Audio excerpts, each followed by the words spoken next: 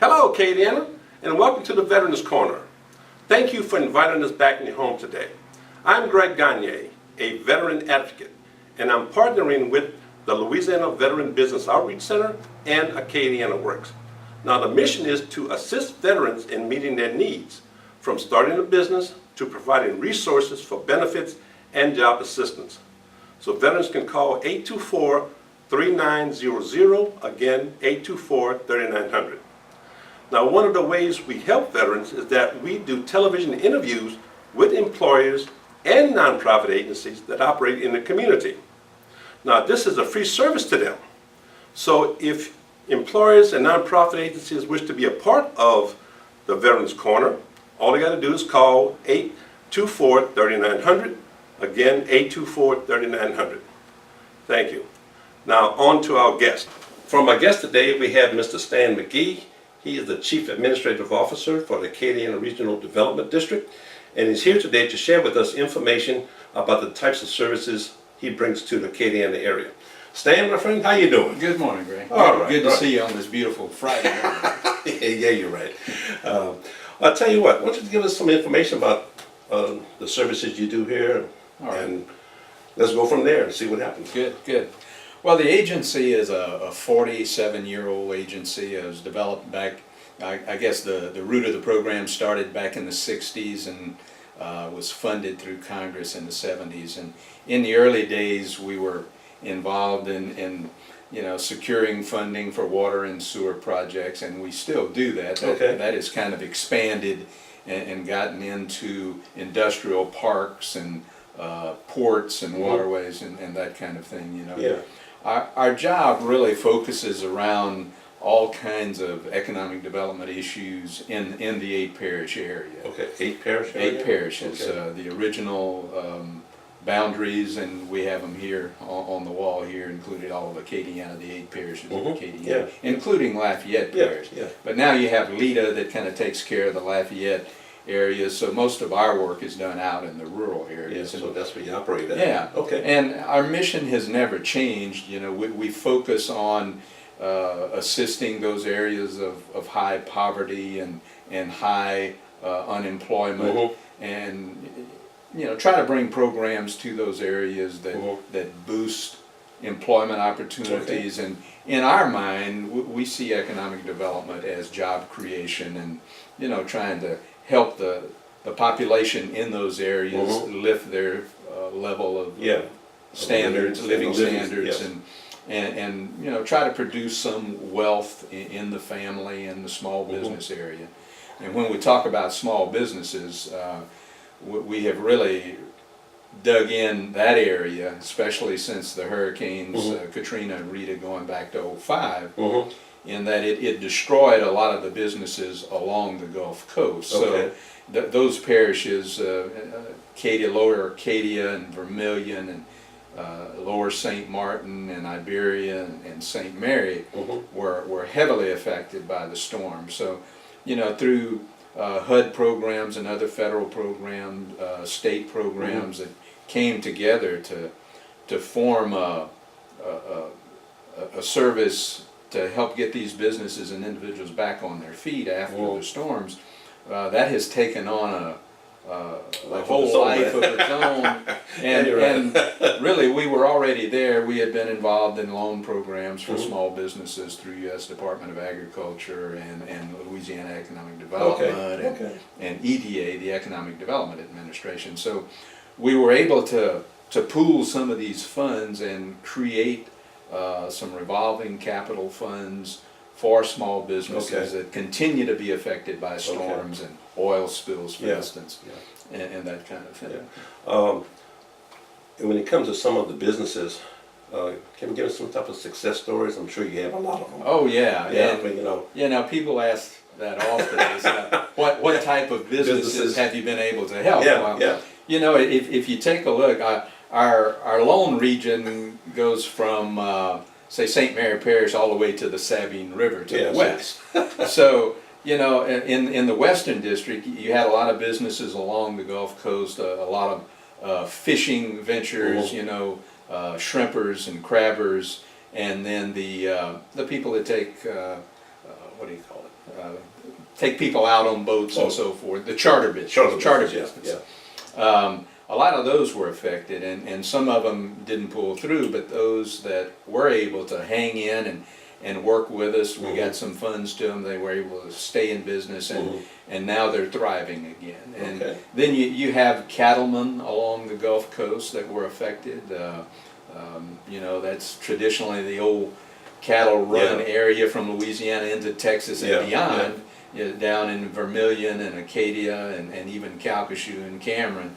Those are old cattle producing areas that were also affected. You know, they had pens and barns and so forth that were destroyed during the hurricane. Some of that has been rebuilt. We've worked with them. And then the retail shops, the small retail shops that were affected. It's everything from grocery stores to small little mom and pop businesses along the Gulf Coast.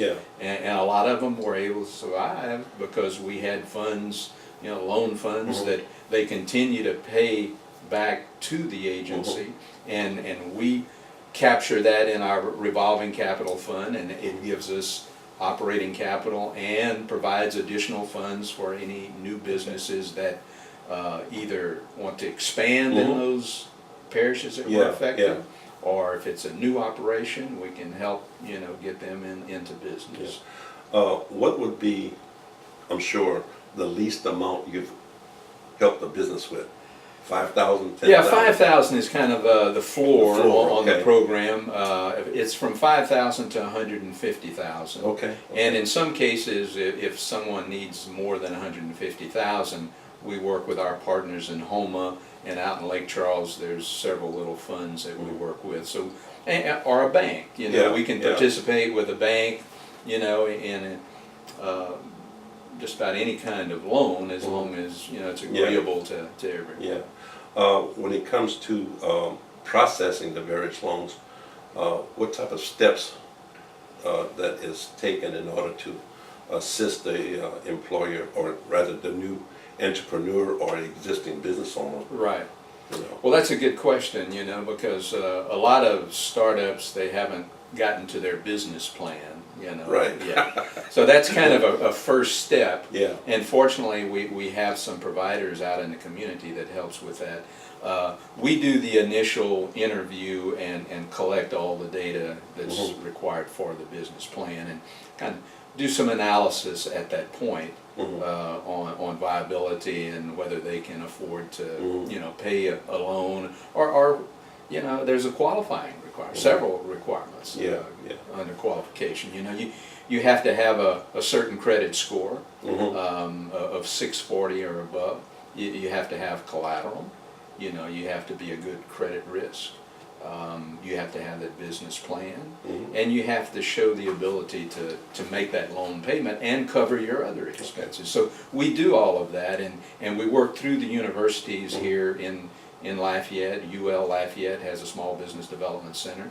McNeese out in, you know, Calcasieu Parish has the same kind of program there. So we have a lot of partners that we can work with to get this done. So there is a time period. You know, you just don't walk in and qualify for a loan. It takes several days and possibly weeks to gather that information. But once we have it all together, it moves rather quickly. Well, for entrepreneurs that's coming into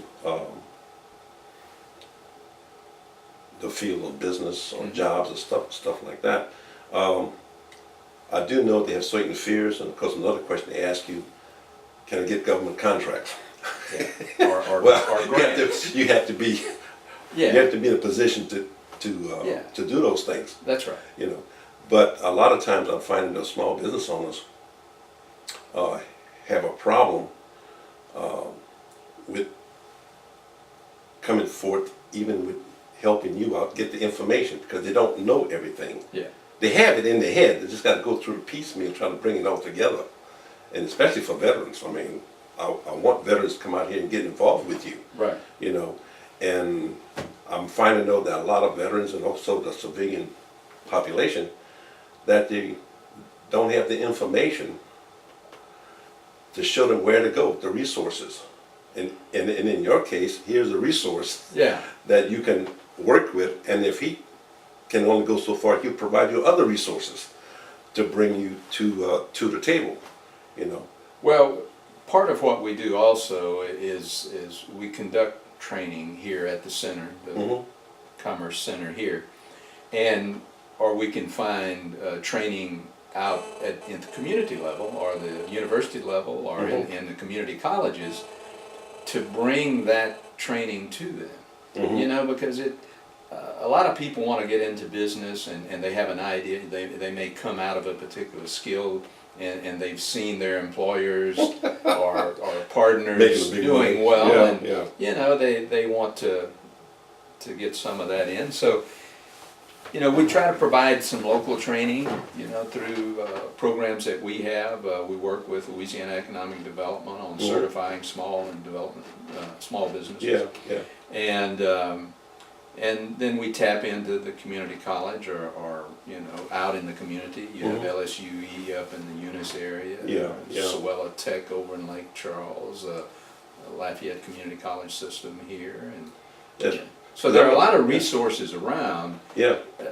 The problem is though, if you're in business or trying to develop, you're very busy. So Yeah. timing is an issue. Right. But we're looking at some new products here in our facility that could offer distant learning Okay. or online Okay. training where, you know, and some of it is archived where you can tap into it at any time. So if your schedule is such that you can't take advantage of it during the day, well, at night or at your leisure, because it's all archived, it's online, you can go to a particular site and tap into it. So we're kind of developing that. It's an ongoing project that we have within the structure here. Yeah. Well, that's good.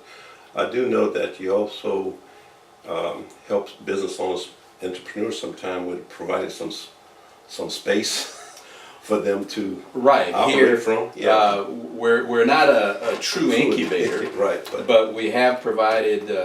We built the building 2 years ago, and my agency captured one corner of the building, and then we leased some space out to small and medium-sized businesses, and we have about 12, 13 businesses here right now. Okay. That, you know, span the gamut from insurance to real estate. We have had oil and gas production people here. We have one little retail shop, a young lady that manufactures children's clothing. She designs and manufactures children's clothing.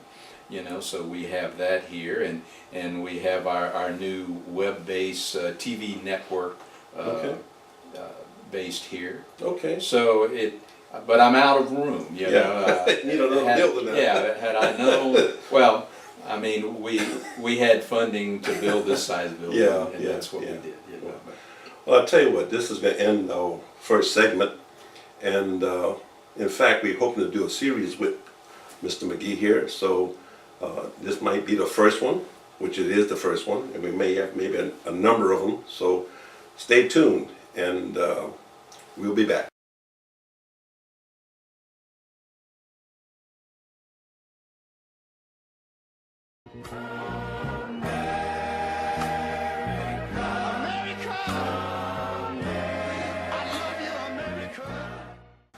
For our guest today, we have Mr. Charles and Janet Jackson.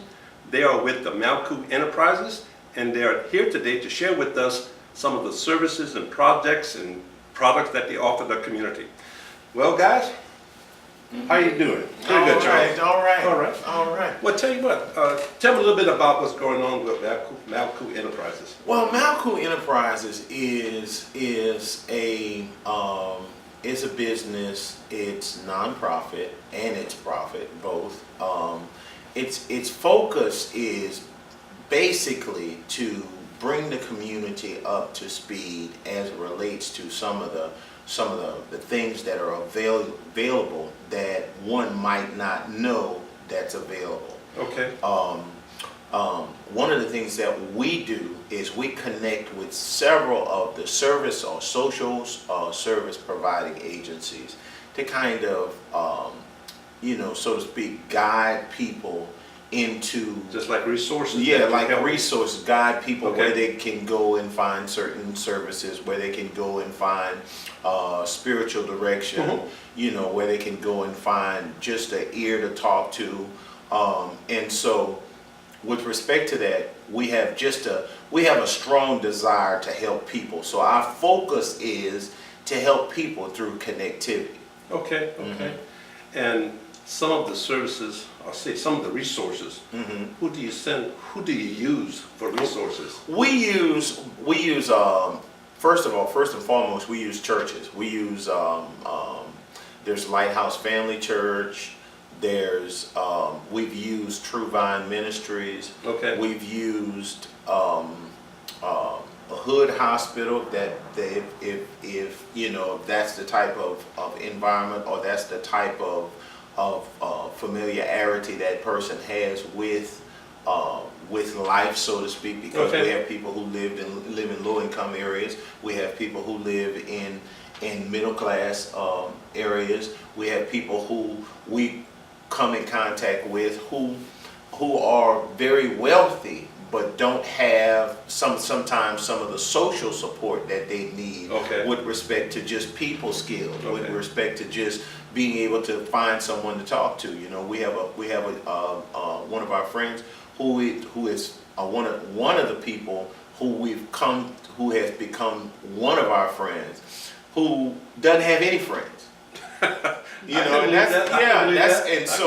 And so we like to look at ourselves as a resource to help people find connections, find places they can connect with people who are similar, where they can find resources, where they can find just social support, where Yes. they can find just people who care, Uh-huh. so to speak. Yes. Okay, okay. And of course, that relates to veterans as well. Right. Are you in touch with veterans that you refer to mission houses, or places where to stay and stuff What? like that, or just when you get involved with veterans more or less? I'm not trying to pinpoint veterans, but I am a veteran. But I was yes I was going to say we had one of the things that kind of we've kind of had some challenges with, and I'm sure we're going to work through them, is we had a strong desire and a plan in place to provide services to veterans who are paraplegic. Paraplegic. Okay. And who are amputees. Okay. And some of the services that we had suggested was someone to go and do their grocery shopping for them. Okay. Someone to come and clean their homes for them. And we had started with developing that. We kind of ran into a issue because we couldn't find the contacts that we needed to find to be able to pinpoint, the areas in which I guess you could say the greatest concentration of disabled veterans are. But we're going to work through that, and I'm sure in the future we'll be in contact with you and we'll let you know just how all that develops. But that we had a real strong desire and a plan in place to do that. We had a church that was backing us, and the church kind of backed out at the last moment, and so that kind of left us without the resources that we need. But I'm almost certain that in the future we're going to make those contacts and we're going to put that into place, because that is something that veterans will definitely benefit from. Yeah, well, I tell you what, we have a program where you would come into play to give us the names of various veterans that are in that position, because we are getting involved in something. Hopefully it could be pretty quick. And if it comes to fruition, we're looking for veterans who are basically homebound, who are still have a good mind. They may have still arm movement, hand movement. And there's a way maybe we can try to put them to work, make them feel productive again. In their home. Yes. So if this comes to fruition, I know I'm going to be coming to you and say, look, do you know some people? I also want to add, Greg, that that's a need. That's a real need, because what we're finding are people that's hurting. Not only because of whatever situation they're in, but they're forgotten. You know, and this morning on our prayer line, yeah, they're forgotten. People forget about those people. Right. Yeah. You know, this morning on our prayer line, we have a prayer line, Prayer Force International, every morning, and we were praying for those individuals that could not help themselves, that they had given their gifts and talents to the nation. You know, God had blessed them to bless us, and now they feel like they're just abandoned. What can we do to give back to that group of people? You know, and that's a strong area that we have a focal point, not just prayer, but you know, we are of the mindset that praying is one thing, but faith requires work. Faith requires work. And so what we believe that God is going to provide, and God is going to look after those who can't look after themselves, but it's a part that we play in helping, so to speak, our prayers be answered.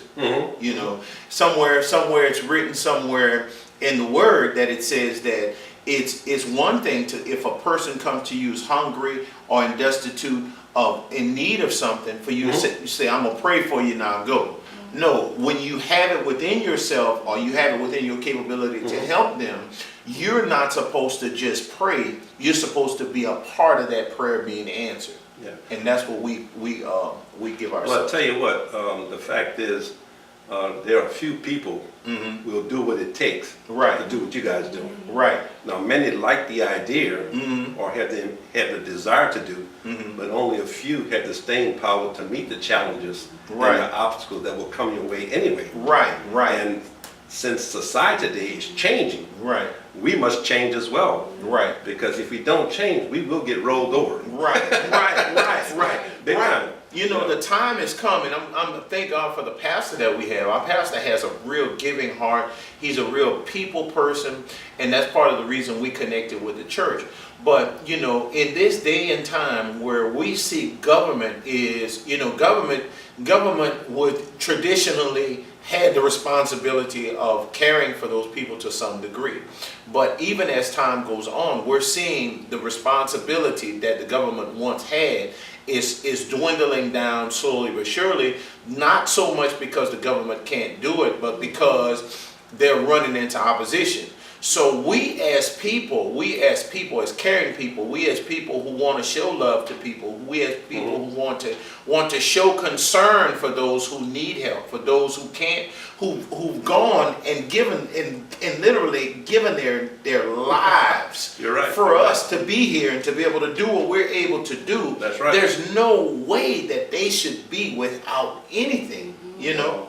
The thing is, it's just that the way society is right now. Right. And the way our country is leaning towards, it's making it more difficult because in the next couple of years, you have, they're saying somewhere near 1 million soldiers coming back out of the military. Right. Now, where we could put them at? Right. So, I mean, to be honest with you, the best place for them, they do have the skills, Right. okay, and the discipline, but I think majority of them really should look toward the entrepreneurial spirit. Right. You know, Right. because at least that way, if you have that desire to do that, then once you get out there and meet the people and get your business started, hopefully you'll reach back down and pick up a veteran. Right. To hire, Right. you know. Right. Right. So anything that we can do for veterans, I'm not leaving out the civilian side, Right. but just the idea that regardless of which side you're on, Right. we all need help.